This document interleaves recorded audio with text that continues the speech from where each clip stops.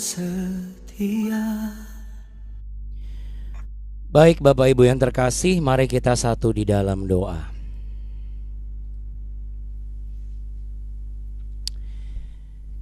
Kami bersyukur punya Allah yang seperti Engkau, Allah yang sanggup memberikan kepada kami kekuatan yang baru, Allah yang memberikan kepada kami pengharapan yang pasti dan masa depan yang penuh harapan.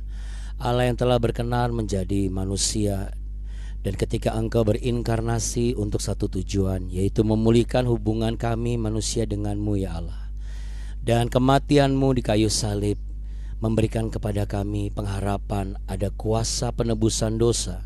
Dan ketika Engkau bangkit mengalahkan maut, semakin yakinlah kami bahwa tanpa keselamatan yang Engkau anugerahkan, tidak ada satu manusia pun sanggup dan mampu untuk menyelamatkan kehidupannya. Untuk itu kami bersyukur kalau hari ini di tempat kami berada saat ini, Engkau memberikan kepada kami keselamatan, Engkau memberikan kepada kami sukacita, Engkau memberikan kepada kami kesempatan. Berkaryalah dan juga berbicaralah kepada kami, tuntunlah dan pandulah kami, agar kami semakin bijak dalam mengambil keputusan, cerdik seperti ular dan tulus seperti merpati. Tetap menjadikan Engkau sebagai satu-satunya tempat kami berlindung, yang memberikan kami penjagaan yang sempurna. Bapa kami yang ada di dalam sorga, dikuduskanlah namamu, datanglah kerajaanmu, dan jadilah kehendakmu di bumi seperti di surga. Berikanlah kami pada hari ini makanan kami yang secukupnya, dan ampunilah kami akan kesalahan kami, seperti kami juga mengampuni orang yang bersalah kepada kami. Dan janganlah membawa kami ke dalam pencobaan, tapi lepaskanlah kami daripada yang jahat. Karena Engkaulah yang mempunyai kerajaan, kuasa, dan kemuliaan kekal sampai selama-lamanya. Hanya di dalam berkat nama Tuhan Yesus Kristus kami percaya, dan kami yakin bahwa Roh Kudus akan membawa kami mengerti dan memahami apa yang menjadi pesan-Mu ya Tuhan dalam pertemuan doa pagi di BW ini. Di dalam berkat nama-Mu sekali lagi kami mengucap syukur. Haleluya, amin. Amin. Kita beri tepuk tangan meriah Bapak Ibu saudara-saudara yang terkasih di tempat kita masing-masing. Ya Bapak Ibu sekalian yang terkasih, kita mau sama-sama memuji menyembah Tuhan sebagai salah satu bagian korban syukur yang kita bawa sebelum kita mendapatkan dan anugerah Tuhan yang akan dikaruniakan kepada kita hari ini. Nah, melalui pujian ini kita mau perkatakan dan nyatakan bahwa hanya di dalam Dia kita mendapatkan rasa damai.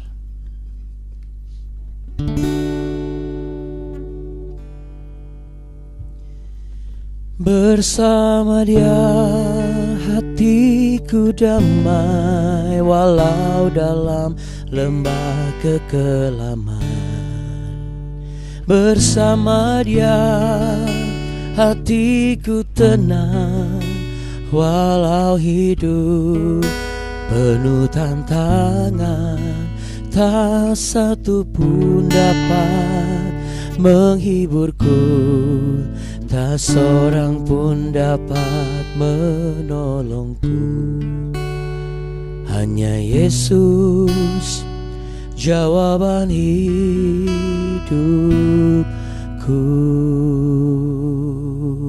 Mari kita beri tepuk tangan untuk memuliakan Allah kita yang heran.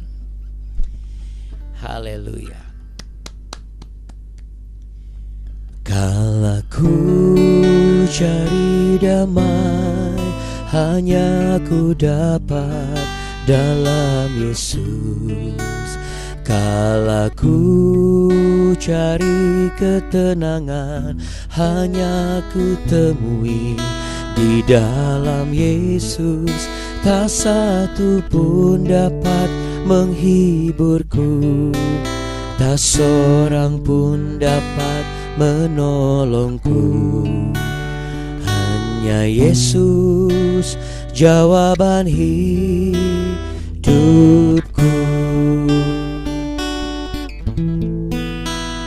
Kala ku cari damai, hanya ku dapat dalam Yesus. Kala ku cari ketenangan, hanya ku temui di dalam Yesus. Tak satu pun dapat menghiburku, tak seorang pun dapat menolongku. Hanya Yesus jawaban hidupku.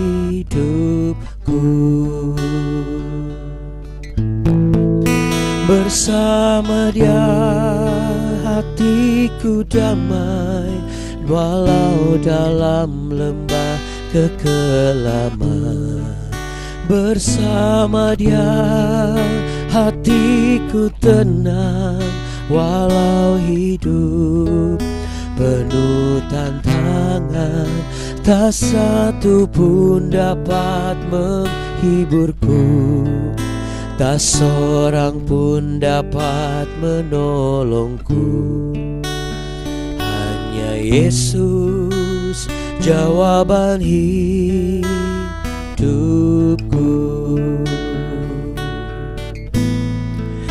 Tak satu pun dapat menghiburku, tak seorang pun dapat menolongku.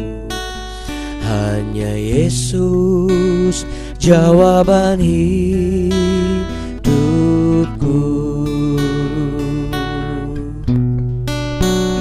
Hanya Yesus jawaban hidupku.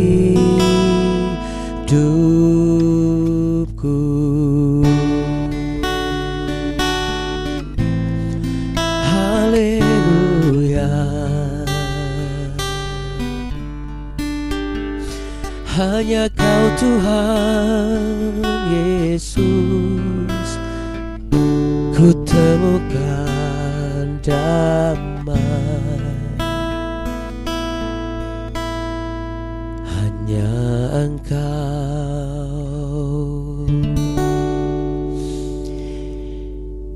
Yang sepakat sama-sama katakan amin. Haleluya. Tepuk tangan yang meriah Bapak Ibu. Katakan haleluya 3 kali. Ayo 1, 2, 3. Haleluya, haleluya, haleluya. Saudara ya, puji Tuhan. Ada sukacita Bapak Ibu, saudara-saudari. Amin, amin ya. Ya walaupun mata masih pelang-peleng ya, kadang-kadang wajah seperti masih agak pelangak-pelongok kalau pagi-pagi, tetapi itu wajar saudara. Yang penting iman kita bersukacita. Yuk taruh tangan di dada sama-sama katakan, apapun yang terjadi di mataku dan mukaku, tetapi hatiku bersukacita. 1, 2, 3. Ya Bapak Ibu sekalian ya, apapun yang terjadi di mataku dan mukaku, hatiku tetap bersukacita ya. Ya saudara, sama seperti pujian tadi. Jadi kalau memang kita diizinkan Tuhan untuk sekolah dan juga kuliah dan juga kerja di rumah, berarti Tuhan sedang meminta kepada saudara dan saya. Untuk apa? Untuk mempersembahkan hidup kita sebagai persembahan yang menyenangkan bagi orang-orang di rumah. Ya. Sama seperti halnya kita mencari damai dan kita temukan di dalam Yesus. Biarlah kita buktikan bahwa dengan keberadaan kita di rumah itu juga membawa damai sejahtera di rumah. Ya, makanya Bapak Ibu, mumpung kita di rumah, yang setuju boleh katakan amin. Ya, mumpung kita di rumah, yuk kita belajar. Yang mau belajar boleh angkat tangannya. Iya. Coba tangan kirinya coba, jangan tangan kanan saja. Iya. Oke, coba agak di kanan kiri sambil digoyang-goyang. Iya, itu dia ya. Tepuk tangan lagi sekali lagi. Yaitu sebagai salah satu cara Abuna supaya tidak ada yang tertunduk lesu dan akhirnya nanti koprol ke depan ya Bapak Ibu ya.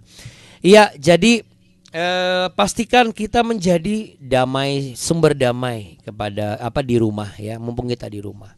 Jadi kalau tutur katanya yuk kita latih supaya lebih baik ya. Jangan sembrana sembrono. dan perilaku kita juga lebih responsif. Ya, kita tunjukkan bahwa dengan kita di rumah justru kita responsif untuk membantu pekerjaan di rumah barangkali ya. Untuk sepakat apa yang nggak pernah kita lakukan mumpung kita ada di rumah gitu ya saudara. Apalagi anak-anak ya, mumpung kalian di rumah cobalah belajar. Ya ini kenapa ini sebentar ya Bapak Ibu.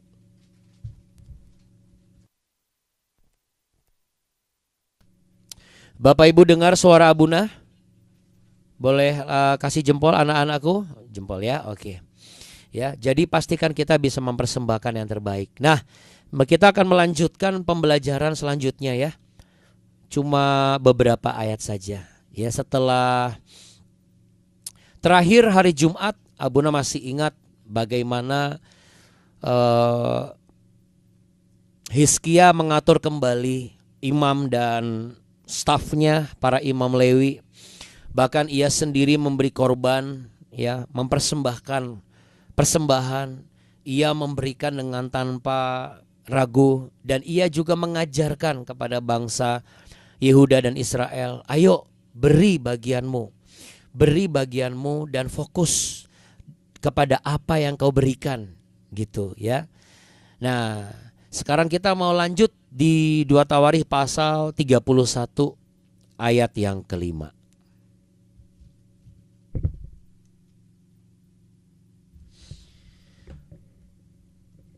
2 Tawarikh pasal 31 ayat yang kelima. Segera setelah perintah ini tersiar, orang Israel membawa dalam jumlah yang besar hasil pertama daripada gandum, anggur, minyak, madu, dan segala macam hasil bumi.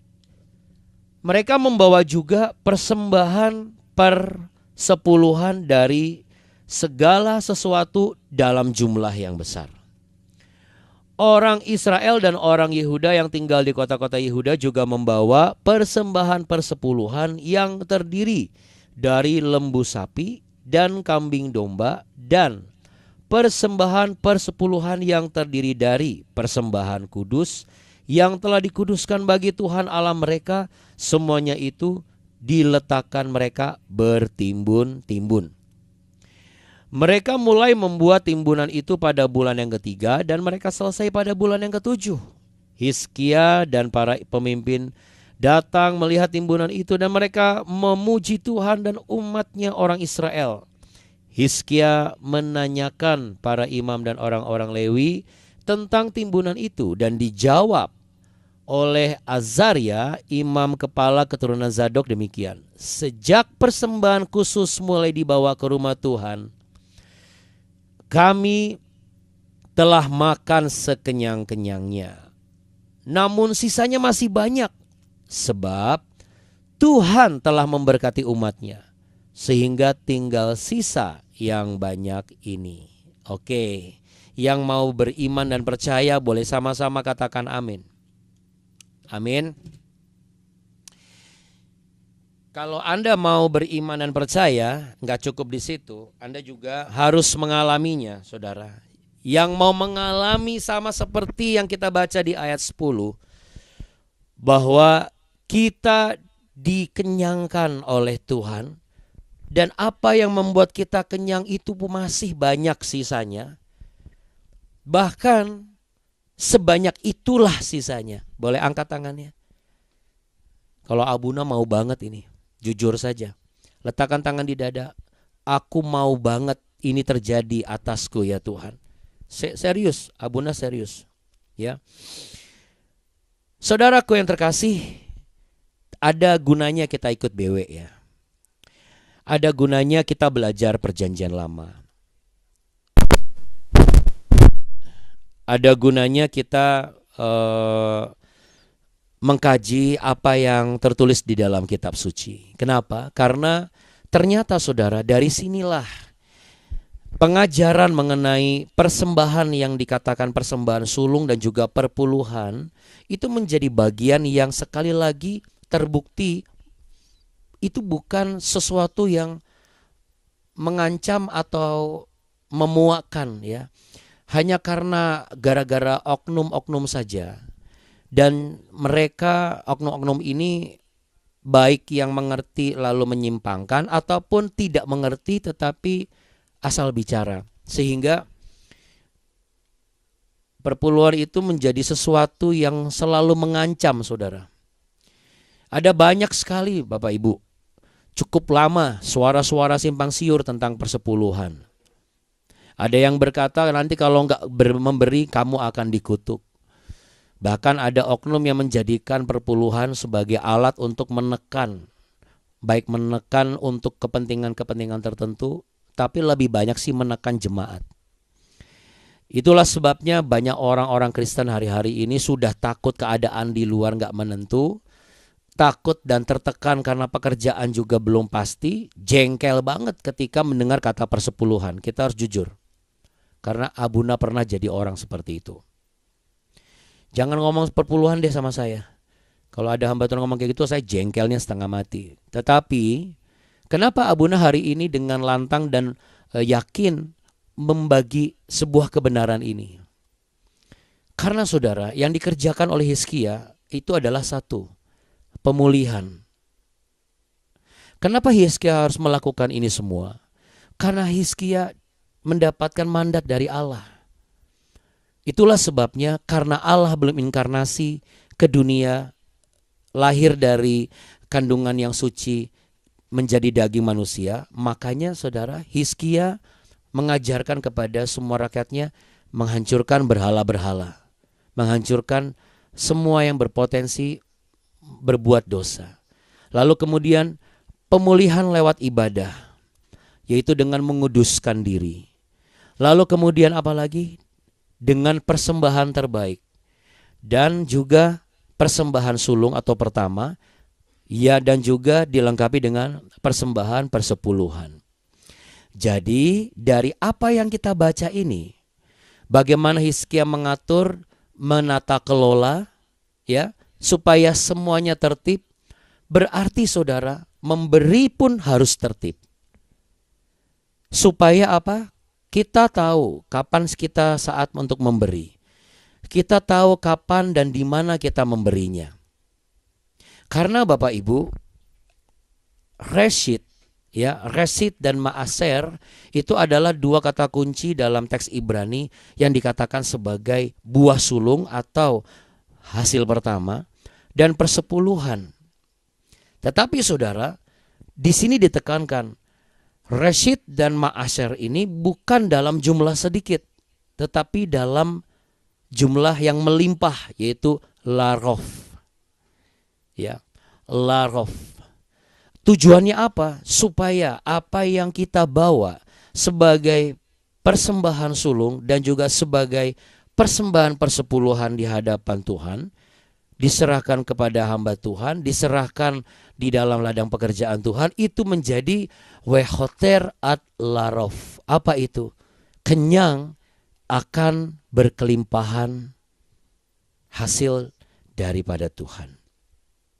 Apa yang kita tanam, itu yang akan tumbuh. Apa yang kita tabur, itu yang akan tuai. Berarti kita bisa melihat mujizat itu datang dari pemulihan yang sempurna, lalu ketaatan yang sejati, dan kepercayaan yang penuh.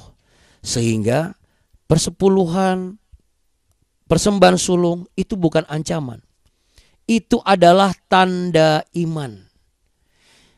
Ini bukan tekanan, tetapi ini adalah keyakinan bahwa ketika kita membawa persembahan sulung, ketika kita memberi persembahan sulung, ketika kita memberi persembahan persepuluhan, kita sedang beriman bahwa kita sedang membuka pintu berkat yang baru karena akan ada kesaksian dari ucapan syukur yang kita alami. Yang mau beriman boleh sama-sama katakan amin. Amin ya. Jadi 1/10 juga bukan angka mistis. Karena ada beberapa orang Kristen yang akhirnya begini, kenapa sih harus 1/10? Mistis banget. Itu bukan tanda mistis.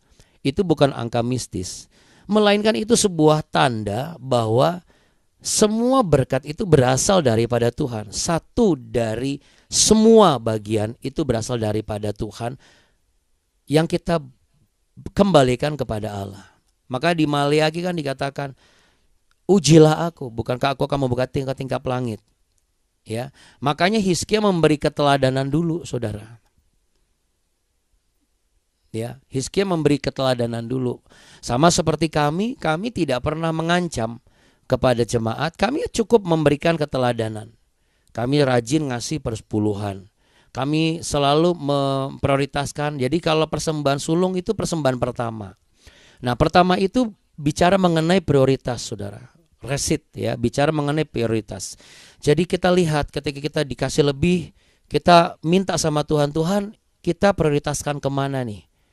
Kita serahkan ke hamba Tuhan siapa nih? Kita serahkan ke gereja mana nih? Kita serahkan kepada siapa nih? Di luar dari itu ada perpuluhan juga. Dan perpuluhan ini, kenapa saya katakan ancaman? Bukan ancaman, perpuluhan ini bukan harus selalu di tempat yang sama, saudara. Tetapi perpuluhan ini sekali lagi kita harus berdasarkan tuntunan Roh Allah. Supaya apa?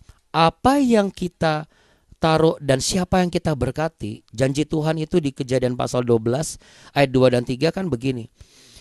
Aku akan memberkati orang-orang yang memberkati engkau dan mengutuk orang-orang yang mengutuk engkau. Berarti aku juga akan tidak memberkati orang-orang yang tidak memberkati engkau. Jadi kalau kita melakukan sesuai dengan tuntunan Roh Allah di dalam hati kita, maka orang yang kita berkati itu akan menjadi orang yang diberkati Tuhan terlebih dahulu. Yaitu siapa? Kita. Karena kita memberkati duluan. Ya. Kenapa itu bisa menjadi milik kita? Karena di Galatia pasal 3 ayat 29 dikatakan, barang siapa yang adalah keturunan Abraham, ia adalah milik Kristus. Berarti barang siapa yang milik Kristus, ia pun akan berhak menerima janji Allah sama seperti yang diwariskan Allah kepada Abraham. Karena kita adalah anak-anaknya. Rasul Paulus mengatakan demikian di Galatia pasal 3 ayat 29. Dan apa janji Allah? Kejadian pasal 12 ayat 2 dan 3. Aku akan membuat engkau menjadi bangsa yang besar dan memberkati engkau serta membuat namamu masyhur dan engkau akan menjadi berkat. Aku akan memberkati orang-orang yang memberkati engkau dan mengutuk orang-orang yang mengutuk engkau, dan olehmu semua kaum di muka bumi akan mendapat berkat. Jadi Hizkia di sini kepentingannya apa? Bukan diri dia. Kepentingannya adalah untuk mengembalikan rencana Allah yang semula. Janji yang sudah dilakukan oleh Allah kepada Abraham dan respons Abraham ketika ia menerima janji Allah itu. Jadi kalau ditanya sejak kapan Abuna persepuluhan ini ada dan persembahan sulung? Sejak zaman Abraham ini sudah ada. Diteruskan sampai kepada zaman Musa. Sempat hilang ketika bangsa Israel dan bangsa Yehuda pecah jadi dua bangsa. Mereka berseteru sebagai saudara kandung yang berseteru sampai hari ini. Dan dikembalikan lagi di zaman Hizkia. Ya. Jadi Bapak Ibu, memberi bukan soal takut, tetapi soal pertumbuhan iman kita. Karena sumber kehidupan kita bukan dari pemberian kita saja, tetapi bagaimana Allah sebagai sumber kehidupan kita. Ada pesan khusus yang Abuna dapat di sini. Kalau kita sebagai orang tua mengajarkan anak kita, menunjukkan bahwa kita sisihkan berkat, kita ajarkan mereka, kamu dapat uang jajan berapa, sisihkan ya, nanti akhir bulan kamu taruh. Ini bukan masalah besar kecil. Alah, nggak usah lah Abuna, uang jajannya masih 5.000, 500 perak kali 4 minggu berapa sih? Paling cuman 2.000. Apa artinya? Tapi bukan bicara mengenai besar kecilnya takarannya. Supaya nanti ketika dia kerja, ketika dia buka usaha, gaji dan usaha yang mereka buat, ya, yang gaji dan usaha yang anak-anak kami punya lah gitu, itu bukan sebagai sumber berkat, tapi sebagai saluran berkat karena sumbernya tetap daripada kerajaan Allah. Supaya mereka tidak berkekurangan, saudara. Ya, saya tutup dengan ilustrasi begini. Ada seorang petani yang belum kaya, masih tergolong petani yang sangat sederhana dan miskin. Ketika mendapat pengajaran bahwa ia harus memberi persembahan sulung, persembahan persepuluhan, ia selalu menyisihkan 1/10 panennya. Ingat, ada satu petunjuk, petani ini masih miskin, belum begitu kaya. Meski ya walaupun kadang kecil persepuluhannya, tapi tetap setia, luar biasa. Saat gagal panen, ia tetap memberi. Ia tetap memberi saat gagal panen. Ini bukan bicara mengenai gagal panen kok dikasih, bukan, tetapi dia bicara mengenai ketaatan. Suatu musim panennya justru berlipat ganda. Waktu ditanya, dia ngomong begini, kenapa? Apa rahasianya Anda semakin diberkati? Jawabannya simpel, saya memberi itu bukan supaya diberkati. Dan saya memberi bukan karena saya sudah diberkati. Tapi saya memberi karena saya tahu itu yang Tuhan kehendaki. Jadi entah saya sudah diberkati atau belum, entah setelah saya memberi akankah saya diberkati atau tidak, saya akan tetap menyisihkan apa yang menjadi bagian yang Tuhan ingin untuk saya kerjakan dan lakukan. Dan sekarang petani itu sudah jadi pengusaha hebat dan besar, saudara. Itu salah satu bagian kisah hidup yang terjadi di salah satu daerah di kawasan di Kepulauan Nias. Ya, salah satu sumber kesaksian dari Cahaya Bagi Negeri. Ya, Bapak Ibu, ketika kita menjadi bagian dari rencana Allah, kita jadi mitranya Allah.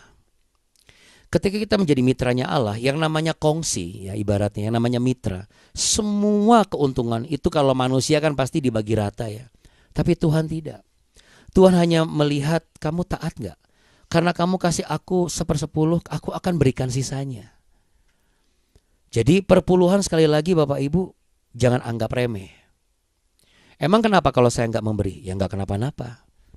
Tetapi seperti yang ditulis dalam kitab suci dan disaksikan oleh banyak semua yang sudah mengalami, yang kita bahas hari ini pas di ayat yang ke-10 ditanya gimana? Mereka taruh bertimbun-timbun terus. Dan mereka kasihnya enggak sedikit-sedikit, mereka banyak. Artinya apa? Mereka memberikan dengan penuh sukacita, tidak dengan penuh beban. Ya. Jadi kalau misal diingatkan perpuluhan, jangan menjadi beban. Jangan seperti Abuna dulu, beban banget nih. Makanya hidupnya gitu-gitu aja. Tapi ketika kami setia, ketika saya setia, kecil ya saya kasih, besar pun saya kasih. Dan kasihnya nggak sembarangan. Tetapi kasihnya adalah tanya Tuhan, aku mau kasih ke siapa nih? Aku berikan untuk gereja mana? Dan puji Tuhan saudara, itulah yang menjadi sarana berkat, bukan sarana beban. Ya, karena apa saudara? Yang pertama, prioritas. Sebenarnya kalau digabung dua unsur kata ini, resit maaser, woeter at larof. Ya. Yang pertama yang menjadi prioritas, lalu maaser adalah persepuluhan diberi dalam kelimpahan dan mendapat kelimpahan. Ini bicara mengenai apa? Ini bicara mengenai prioritaskan apa yang bisa engkau berikan, bukan dari sisa yang bisa kau berikan. Jadi adanya kita sekarang ada di rumah pun, ini bisa menjadi persembahan sulung dalam keberadaan kita di rumah. Mungkin selama ini kita selalu memberikan sisa waktu buat keluarga kita, sisa tenaga buat anak-anak kita, sisa perhatian buat orang tua kita. Inilah saatnya, berilah yang terbaik, belajar mengelola waktu kita, supaya nanti setelah kita mungkin dalam beberapa hari ke depan ini kita stay di rumah, kita bisa menerapkan sesuatu yang baru, yaitu kita tidak lagi memberikan sisa waktu, kita tapi mengalokasikan waktu. Kita tidak lagi memberikan sisa perhatian, tetapi kita mengalokasikan perhatian. Kita tidak lagi memberikan sisa untuk memberkati orang, tetapi kita mengalokasikan berkat yang kita terima untuk bisa kita pakai sebagai sarana memberkati orang lain. Dengan demikian, pemberian kita itu penuh dengan kerelaan. Hasilnya apa? Kalau satu demi satu kerelaan ini kita timbun, hasilnya adalah tumpukan berkat, saudara. Tapi ini saya bukan mengajarkan teologi kemakmuran, Bapak Ibu. Tetapi ini kenyataannya. kajian secara teologis dan eksegesisnya ya seperti ini. Apa yang menjadi prioritas dalam hidup kita, ketika kita letakkan di hadapan kaki Tuhan, Tuhan itu tidak akan mengacuhkannya, saudara. Nah, makanya kalau dari kecil ya, dari usia-usia seperti usia anak-anak kami ataupun cucu itu dilatih. Ayo belajar taat, berapapun apa yang kamu dapat. Nanti ketika mereka besar dan kerja, mereka akan mengalami yang namanya kebebasan dari perbudakan uang. Mereka tidak akan hidup terikat dengan uang. Karena apa? Karena mereka terbiasa dari kecil memberikan atau menyisihkan atau memprioritaskan satu dari setiap 10 permen yang dia terima. Ibaratnya gitu. Kita kasih permen 10, lalu kita ingatkan, oke 10 berarti satu buat siapa? Satu buat papa. Oke, kamu simpan ya, gitu. Nanti ketika kita berikan tambahan lagi, berarti nanti aku bisa kasih 2 dong. Betul, kasih 2. Besok kasih 30 ya Pak. Kamu makan permennya semua? Enggak kok, tapi ternyata coba nyengir, begitu ketawa giginya ompong semua ya saudara. Kebanyakan gula. Ya, itu hanya ilustrasi ringan saja. Saudara, kalau kita sukacita menerima setiap pengajaran, maka Tuhan pun sukacita untuk memberikan arahan. Amin. Dan arahan itu selalu pasti sepakat dengan rencananya Tuhan.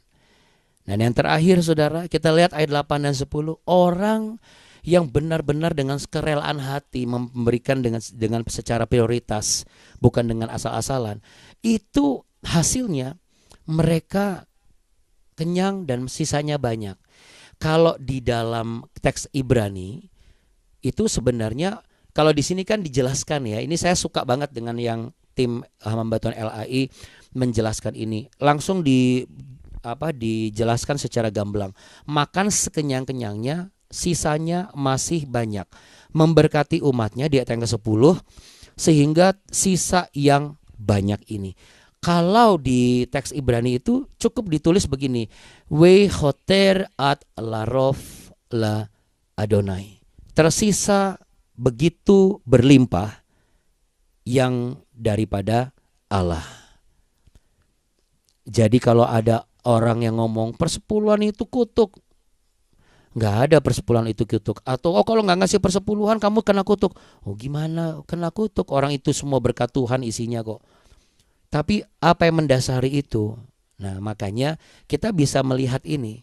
Bukan semua tentang uang, saudara, kalau kita aplikasikan. Ya. Hidup kita ini kan persembahan yang hidup. Seperti apa prioritas kita hari-hari ini? Sudahkah kita menjadikan diri kita ini persembahan sulung di dalam keluarga kita? Waktu untuk keluarga kita seperti yang Abuna bilang tadi, sebagai prioritas yang sulung yang pertama. Karena ada banyak orang-orang di luar sana, prioritasnya bukan Tuhan. Persepuluhannya bukan untuk memberikan, mengalokasikan waktu buat gereja dan buat ibadah. Ke gereja, ke ibadah itu cuma sisa waktu, saudara. Kita nggak usah ngomong uang, kita ngomong waktu saja dulu. Tetapi hari ini kita belajar, segala kemuliaan hanya bagi Tuhan Yesus dan Roh Kudus yang mengajar dan mengingatkan kita. Amin. Mari kita satu di dalam doa. Perpuluhan bukanlah sebuah sarana untuk mengancam, menekan orang banyak dan mengambil keuntungan. Perpuluhan bicara mengenai bagaimana kita mempersembahkan, memberikan apa yang bisa kita berikan bagi Tuhan. Mulai dari waktu kita, perhatian kita, pemikiran kita, tenaga kita. Di sisi lain kita juga diajarkan untuk memberi tanpa harus berhitung. Sekalipun itu ada perhitungan alokasian 1/10, tapi ini bicara mengenai apa yang menjadi bagian kita untuk Tuhan. Tidak boleh kita kurangi, tidak boleh kita ganggu gugat. Demikian juga apa yang menjadi bagian prioritas kita untuk keluarga kita. Janganlah kita kurangi, janganlah kita ganggu gugat. sama sebagaimana apa yang menjadi bagian kita sebagai warga negara ini. Kita punya Tuhan sebagai tempat pertolongan. Kita punya Allah yang hidup sebagai tempat kita mengadu. Biarlah saudara, setiap hal di dalam elemen kehidupan kita adalah sarana untuk bertindak secara iman, adalah sarana untuk menyalurkan berkat, dan saluran berkat kita terima adalah sarana untuk menyaksikan, menceritakan bagaimana apa yang sudah kita nikmati tetap bisa kita nikmati sekalipun sesungguhnya kita ini sedang berkekurangan. Sama seperti halnya yang kita hadapi hari-hari ini. Tetapi apa yang menjadi kurang bagi kedagingan kita, itu bukanlah berarti kita hidup dalam segala kekurangan. Tapi justru dari apa yang kurang dari kehidupan kita hari-hari ini, Tuhan sanggup menjadikan yang kurang itu kelimpahan. Kami percaya kepadamu Tuhan Yesus. Ampuni kami kalau selama ini kami mungkin udah mulai gak rajin lagi. Sudah salah mengerti. Kami sudah termakan isu hoaks mengenai hal ini. Biarlah hari ini kami belajar. Memberi adalah ucapan syukur. Memberi adalah tanda iman. Memberi adalah cara untuk membuka jalan baru supaya berkat-berkat baru itu kembali dicurahkan dan kami terima. Memberi dengan sukacita agar nama-Mu Tuhan dipermuliakan karena kami akan diberi kelimpahan. Kiranya damai sejahtera Allah yang melampaui segala akal itu juga yang akan membuat kita mengerti hari ini, supaya kita boleh menjadi tahu apa yang menjadi prioritas kehidupan kita di keluarga, apa yang menjadi prioritas persembahan kita bagi Tuhan. Bapak Ibu saudara terkasih, terimalah berkat, damai sejahtera, cinta kasih Allah di dalam nama Tuhan Yesus Kristus. Layak engkau terima. Tuhan memberkati engkau dan melindungi engkau. Tuhan menyinari engkau dengan wajahnya dan memberi engkau kasih karunia. Tuhan menghadapkan wajahnya kepadamu untuk memberimu damai sejahtera. Kami sepakat apa yang engkau berkati, apa yang engkau salurkan, apa yang engkau tolong atas hidup kami, itu pun juga berlaku bagi wilayah tempat kami tinggal, kota tempat kami menetap, perusahaan kami bekerja, bahkan hingga seluruh pelosok negeri ini diberkati oleh Tuhan. Dengan damai sejahtera dan pertolongan Tuhan ada untuk kami semua. Sekali lagi kami terima berkat ini, dan berkat ini juga diterima oleh Ibu Linda dan rombongan yang kami percaya Tuhan Engkau akan tolong perjalanan kembali mereka ke Jakarta. Tolong kota kami ya Tuhan, tolong bangsa kami. Sama seperti Engkau menolong dan memberkati kami semua. Di dalam berkat nama Tuhan Yesus Kristus yang siap melakukan perintah Allah supaya pemulihan terjadi. Sama-sama katakan amin saudara. Amin ya. Ada 3 kata kunci, ingat. Resit, apa katakan? Resit, mater. Resit adalah prioritas yang pertama, yang sulung. Maaser adalah bagian yang sudah diatur, yaitu disebut sebagai persepuluhan, dan larof adalah kelimpahan. Ya, kita percaya kalau kita memperkatakan, kita tahu ini akan menjadi bagian kita, saudara. Amin. Amin. Amin ya. Tuhan Yesus memberkati Bapak Ibu dan juga anak-anakku. Amin. Terima kasih. Terima kasih ya Abuni. Terima kasih Bapak Ibu semua. Tuhan Yesus memberkati kita. Terima kasih Abuni.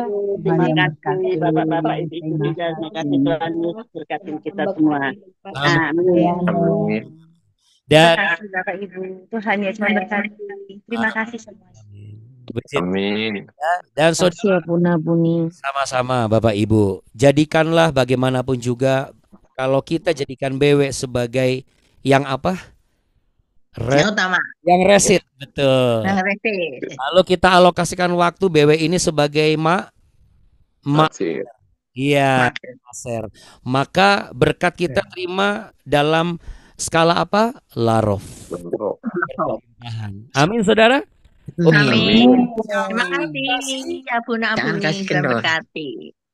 Bu Yani terima kasih. Jangan kasih kendal. Ya, Bu Yani, Bu Biho. Kalau saya sebutin satu ya.